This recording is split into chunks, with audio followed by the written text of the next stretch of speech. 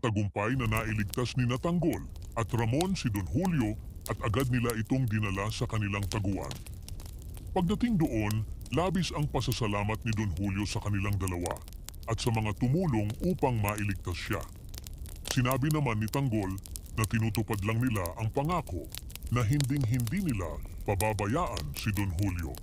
Habang nag-uusap sila, may isa sa mga kasama ni Tanggol na nagtanong kung pupunta ba sila kay Marites upang siya naman ang sunod na iligtas.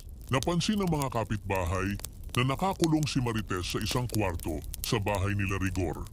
Nag-usap-usap sila kung paano siya tutulungan makatakas. Nang nagkaroon sila ng kasunduan, sabay-sabay nilang binuwag ang mga kandado sa pinto. Pagkabukas, hinikayat nila si Marites na tumakas agad dahil sa ginagawa sa kanya ni Rigor. Kahit nag-aalala si Marites na baka madamay sila, nagpumilit ang mga kapitbahay na iligtas siya mula sa pang-aabuso.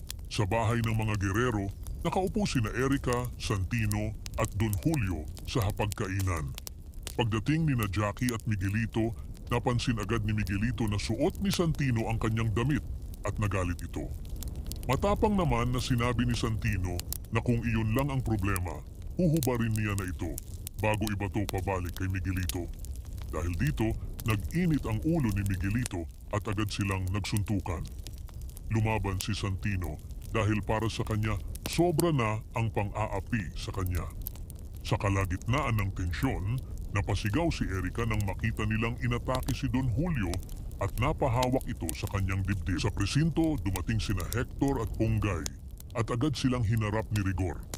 Ipinaliwanag ni Hector na nakatakas si Don Julio dahil bigla silang sinugod ni Tanggol. Nagtanong si Rigor kung ano ang tunay na nangyari, lalo na't mayabang pa si Hector kanina na kaya niyang hawakan ang sitwasyon. Nang hindi masagot ni Hector, sinisi niya si Ponggay. Sinasabing naging pabaya ito sapagkat hindi niya nabaril si Tanggol kahit nagkaroon siya ng pagkakataon. Tinanong ni Rigor si Ponggay kung totoo bang nagkaroon siya ng pagkakataon na barilin si Tanggol, ngunit hindi niya ito ginawa. Hindi man niya masabi ang paliwanag, tumango si Ponggay at agad naintindihan ni Rigor na totoo ang sinasabi ni Hector. Galit na galit si Rigor at sinabi niyang wala silang kwenta at hindi sila mapagkakatiwalaan dahil hindi nila nakayang tapusin si Tanggol. Pagkatapos mapagalitan, natahimik si Ponggay at nag-isip mag-isa. Naramdaman niyang kailangan niyang bumawi at itama ang pagkakamali. Dahil alam niya kung saan nagtatago si Tanggol, nagpunta siya sa hideout nito para siguraduhin na mahuhuli niya ito. Habang nagtatago, narinig niya ang usapan ni Tanggol tungkol sa kagustuhan nilang magbago at labanan ang mga korap na politiko at umaabuso sa kapangyarihan. Dahil dito, sandaling napaisip si Ponggay kung dapat pa ba niyang hulihin si Tanggol o kung may mabuti itong dahilan.